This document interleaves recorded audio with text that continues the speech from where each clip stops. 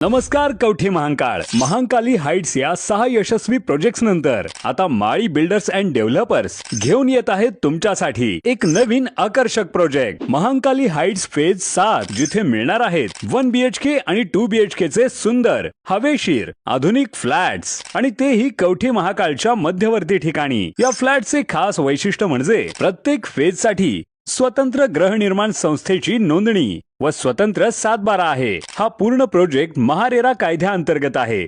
एक घर एक विश्वास तुमचं स्वतःचं घर। सॅम्पल फ्लॅट पाहण्यासाठी किंवा बुकिंगसाठी आता स्क्रीनवरील नंबरवर कॉल करा 86 25 85 18 00। महांकाली हाइट्स फेज 7 तुमच्या विश्वासाचं नवं नाव। सांगलीत चायनीज बेदाण्याचा पर्दाफाश, कवठे महांकाळमध्ये बागायतदार संघाची धाड, प्रशासनाला आंदोलनाचा इशारा। अफगाणिस्तानच्या नावाने चीनचा निकृष्ट बेदाणा भारतीय बाजारपेठेत।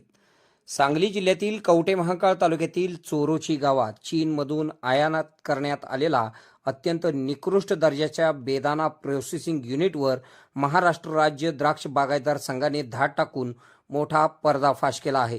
कोणतीही अधिकृत परवानगी नसताना सुरू असलेल्या या बोगस कारभारामुळे द्राक्ष उत्पादक शेतकरी आक्रमक झाले असून प्रशासनाने तत्काळ कारवाई न केल्यास रस्त्यावर उतरण्याचा इशारा देण्यात आला आहे। चीनचा बेदाणा, अफगाणिस्तानचा ब्रँड।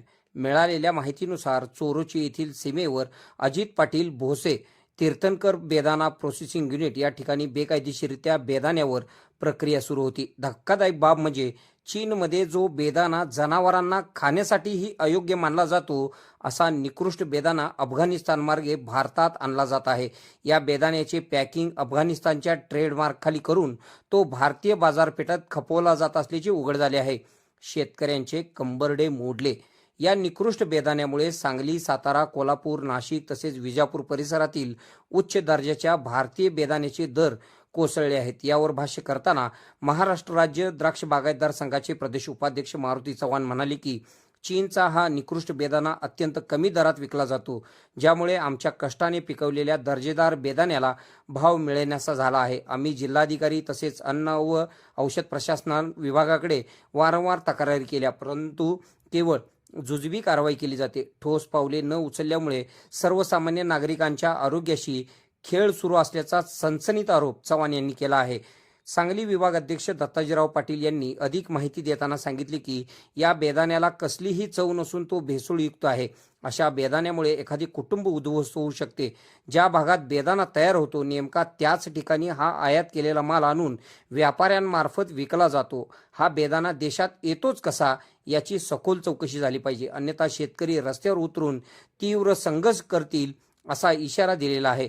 या मोहिमेवेळी द्राक्ष बागायतदार संघाचे संचालक मोहन पाटील, सचिव तुकाराम माळी, परशुराम एरंडोले, सुरेश करगणे, जयसिंग चव्हाण, आनंद कबाडगे, जितेंद्र जाधव, अप्पासाहेब पाटील, महादेव लाड, सावंत, राजेंद्र पाटील यांच्यासह अनेक पदाधिकारी व शेतकरी मोठ्या संख्येने उपस्थित होते। हा पर्दाफाश झाल्याने आता प्रशासकीय यंत्रणा या बोगस प्रोसेसिंग युनिटवर काय कारवाई करते याकडे संपूर्ण जिल्ह्याचे लक्ष लागले आहे। यावेळी राज्य द्राक्ष बागायतदार संघाचे प्रदेश उपाध्यक्ष मारुती चव्हाण तसेच सांगली विभाग अध्यक्ष दत्ताजीराव पाटील यांनी दिलेली प्रतिक्रिया पुढे पाहूया। आपल्या भागातील बातम्या पाहण्यासाठी आमचे न्यूज चॅनल सबस्क्राईब करा व फॉलो करा। मुख्य संपादक Kunal Kothawale, KK Marathi news network.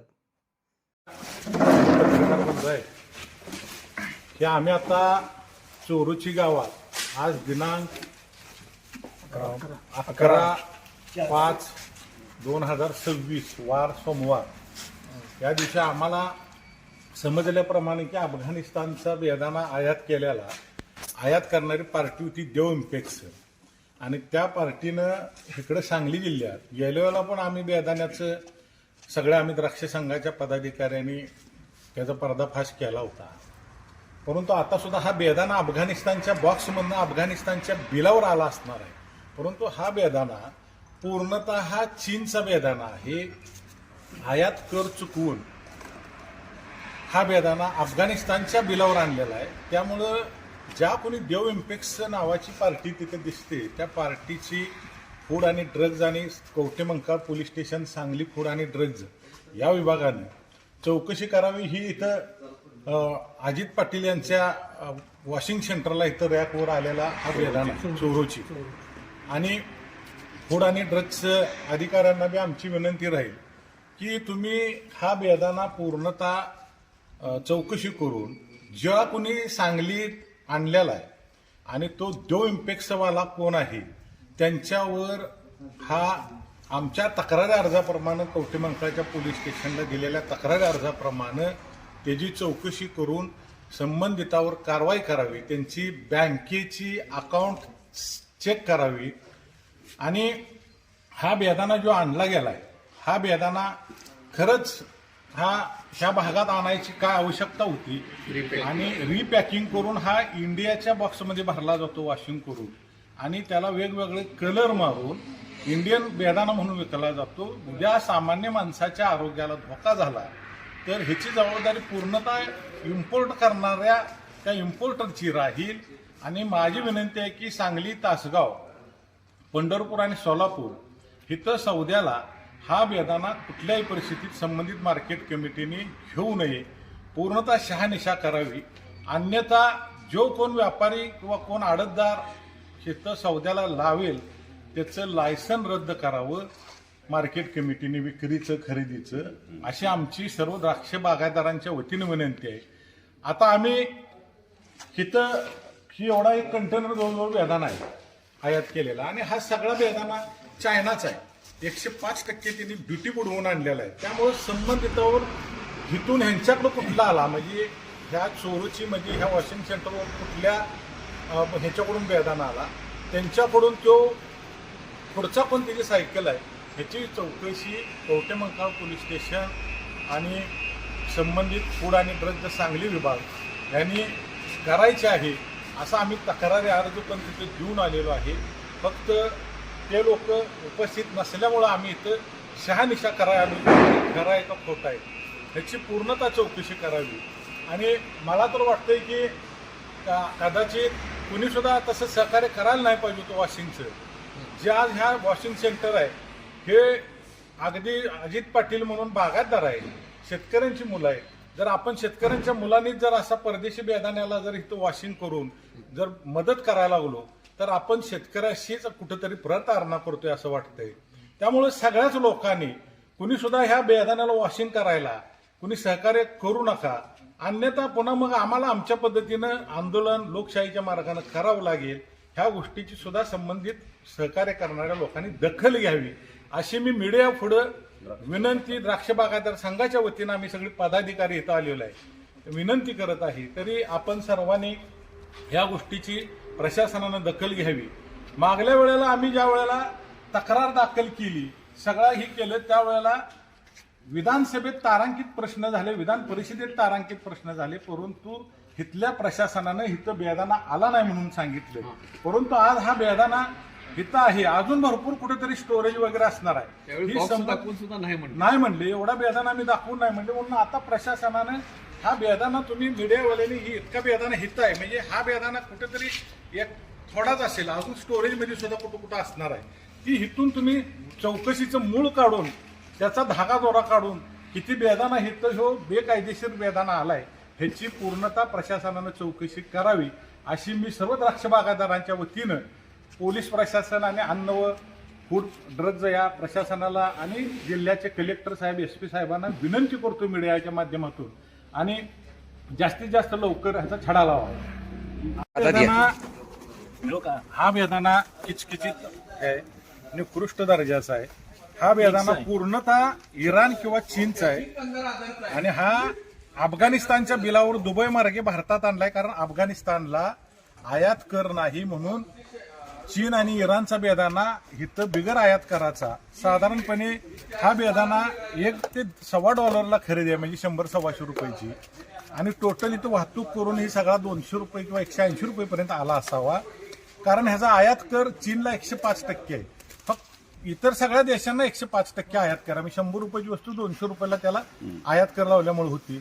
परंतु ह्याने हा बेदाना अफगाणिस्तानच्या बिलावर आणल्यामुळं हा बेदाना पूर्णतः स्वस्त आला आणि हा भारतीय बाजारपेठेत भारतीय बेदाण्याचा आपल्या सांगली, तासगाव, सोलापूर, विजापूरच्या बेदाण्याचा दर पाडायला कारणीभूत ठरतो. निकृष्ट बेदाना आणि आमच्याकडे असं आहे की हा बेदाना स्वस्त आणून ही जी कुठल्या ज्या इम्पोर्ट करणाऱ्या कंपन्यांच्यावर कारवाई झाली पाहिजे. ह्या बेदाना स्वस्त आणून नशेले पदार्थ तयार करण्यासाठी ह्याचा काहीतरी उपयोग केला जातो असं आमच्याकडे माहिती आलेली, परंतु आमच्याकडे ती परिपूर्ण माहिती नाही. ह्याची सुद्धा पोलीस प्रशासनाने चौकशी करावी. दुसरं, आयात कर लावून शासनाला फसवलंय, त्यामुळे शासनाच्या माध्यमात शासनाला फसवल्यामुळे त्यांच्यावर देशद्रोहाचा सुद्धा गुन्हा दाखल झाला पाहिजे. कारण हा आयात कर बुडवायचा म्हणजे शासनालाच फसवणूक आहे, मग आमच्या शेतकऱ्याची फसवणूक आहे. अशा अनेक आम्ही त्या पोलीस स्टेशनच्या तक्रारीत आणि फूड अँड ड्रगच्या तक्रारीत दिलेला आहे. जय मानांकन आपला जय मानांकन आमचा हा बेदाण्याचा इथला सांगलीचा हा भारतात त्यात मिक्स करतील. दुसरं, फूड अँड ड्रग्जवाल्यांनी सुद्धा ही सिरियस मॅटर घ्यावा की हा बेदाना वॉशिंग करून कलर मारून आरोग्याला घातक असा बेदाना, ह्याचा बेदाण्याची फायटोसॅनिटरीचं टेस्ट सर्टिफिकेट आहे का. तिकडे येताना आमचे मात्र द्राक्ष बेदाना किंवा आमचा शेतमाल बाहेर जाताना अनेक टेस्ट करून, रासायनिक टेस्ट करून तिकडे पाठवला जातो. तसा ह्याचा काय आयात करताना फायटोसॅनिटरीचं फूड अँड सेफ्टी ह्यांचं काय केलेलं आहे का, ह्याची सर्टिफिकेट्स आहेत का आपल्या इंडियन नॉर्म्स प्रमाणे. दुसरं, ह्याच्यावर पुन्हा इथं आणून कलर मारून आणखी काय रसायन मारून भारतीय बॉक्समध्ये भरला जातो, त्यामुळे भारतीय बेदाना बदनाम होतो. कारण ह्याचा आरोग्याला धोका जर काय लोकांचा त्रास झाला तर हा बेदाण्याची पूर्णतः जबाबदारी आपल्या इथल्या फूड आणि ड्रगच्या विभागाची राहील. कारण ही परिपूर्ण प्रामाणिकपणे ही जर टेस्ट करून कारवाई जर नाही केली तर आम्ही फूड अँड ड्रग्जवरच्या ऑफिसवर मोर्चा काढू बागायतदार. परंतु ह्या वेळेला आता माल नाही म्हणून गेलेला रिपोर्ट गेला होता, आम्ही एवढं धरून सुद्धा आता इथं माल आहे, हिचं जीआय मानांकन आम्ही घेतलंय. ही जर बेदाना हल्ला तर याचं आता जीआय मानांकन घेतलंय. कसल्याही परिस्थितीत इथं लवकरात लवकर फूड आणि ड्रग्ज आणि पोलीस प्रशासनानं, जिल्ह्याच्या कलेक्टर साहेबांनी इथं लवकरात लवकर लक्ष घालून ह्या बेदाण्याच्या आणलेल्याचे धागदोरं की इथून कुठल्या स्टोरेजला आहे अजून आणि त्या स्टोरेजमध्ये किती स्टॉक आहे तो सगळा जप्त करावा आणि जप्त करून खाण्यास योग्य असलेल्याची खात्री झाल्याशिवाय बाजारात येता कामा नये. दुसरा, हा बेदाना कलर मारून रसायनाचं काहीतरी प्रक्रिया करून भारतीय बॉक्समध्ये भरला नाही पाहिजे, ह्याची सुद्धा प्रशासनानं दखल घेतली पाहिजे.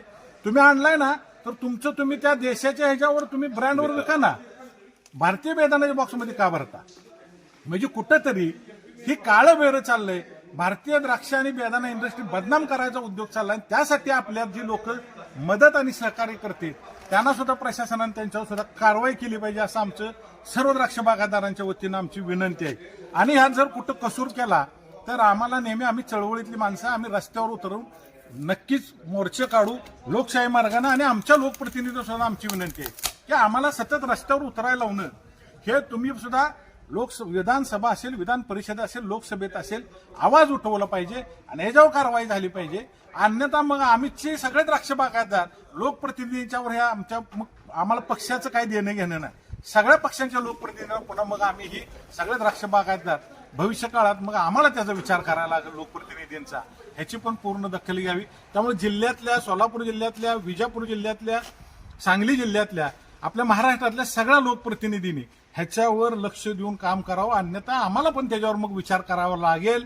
आमच्याकडे हजारो द्राक्ष बागायतदार मग रस्त्यावर आल्याशिवाय राहणार नाही, आम्ही वेळोवेळी दाखवून दिलेला आहे. झालाय जवळजवळ आमचा सांगली जिल्हा वगैरे पूर्ण मोकळा असताना अजून सुद्धा हा व्यवसाय जर वॉशिंगचा, रिपिकिंगचा जर चालत असेल तर जे करतात त्यांच्या सुद्धा लक्षात यायला पाहिजे होतं की हा आता जवळजवळ सगळ्या महाराष्ट्राला माहीत झालंय की बाबा बाहेरचा बेदाना, चायनाचा बेदाना इथं येतो आणि त्याला आपण सहकार्य करायचं नाही. आणि जर परत स्टोरेजवाली झाली, आडतवाली झाली आणि आता जर शेतकऱ्यांचे जर लोक, शेतकरी जर बागायतदार लोक जर हे बेदाना आणून प्रोसेसिंग करून जर देत असतील तर फार अवघड आहे. बाहेरच्या देशातनं येणाऱ्या बेदाण्याला प्रोसेसिंग कसं करावं लागतं, कारण ते निकृष्ट प्रतीचं आहे म्हणूनच प्रोसेसिंग करावं लागतं.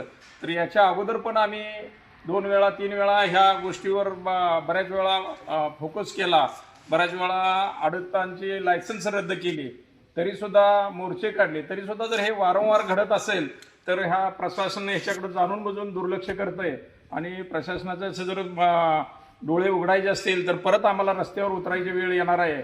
आणि सगळ्यांना आमची विनंती आहे, अगदी पोलीस स्टेशन असू दे, लोकप्रतिनिधी असू दे आणि फूड ड्रग्सवाले जे अधिकारी असू दे, त्यांनी सुद्धा इथं येऊन बघावेत आणि खात्री करावी. आम्ही 2-3 वेळा जो हा प्रयत्न केला त्यावेळी सुद्धा असं झालं की बाबा हा बेदाणा इथं आला नाही असा इथनं रिपोर्ट गेला. मार्केट कमिटी म्हणते बेदाणा पण आलाच आता इथं जर प्रत्यक्षात आता आमच्या बरोबर मीडियावाले आहेत इथं त्यांनी स्वतः बघितलं इथं किती मोठा स्टॉक आहे आणि काय इथं हा स्टॉक इथं एवढाच असा नाही तिथून हा प्रोसेस होऊन रोज स्टोरेजला चालला असणार आहे आणि येणारा माल येत असेल आणि एवढ्या मोठ्या प्रमाणात जर अजून हे चालू असेल तर ह्याच्यावर जे आणतात इथं प्रोसेस करतात आणि परत जो विक्री करून आपल्या इथल्या चांगल्या स्टँडर्ड म्हणजे आपल्या सांगली किंवा महाराष्ट्राच्या बॉक्समध्ये पॅकिंग करून विक्रीसाठी ठेवतात आणि आपल्या बेदाण्याची प्रत त्यामुळे खाली जाते.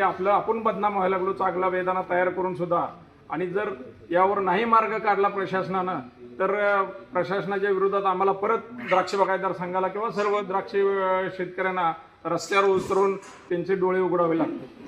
खुशखबर, मूळव्याधीचे आधुनिक उपचार आता आपल्या कवठेमहांकाळ शहरामध्ये उपलब्ध. सुविधा, आधुनिक लेझर मशीन, दुर्बिणीतून तपासणी, ऍडमिटची गरज नाही. पोट विकार, गुद्ध विकार यावर आयुर्वेदिक उपचार व सल्ला. मूळव्याधी, फिशर, भगंदर, पायलोनायडल, सायनस यावर लेसर व आयुर्वेदिक खात्रीशीर उपचार. हार्निया, अपेंडिक्स, कान, नाक, घसा व स्त्रीरोग चिकित्सा, गर्भाशय काढणे इत्यादी सुविधा आता आपल्या कवठेमहांकाळ शहरामध्ये डॉक्टर आलमगीर मुजावर यांच्या आशीर्वाद हॉस्पिटलमध्ये उपलब्ध. आमचा पत्ता दत्त मंदिर, जुना Agalgaon road, Kolekar petrol pump शेजारी, कवठेमहांकाळ.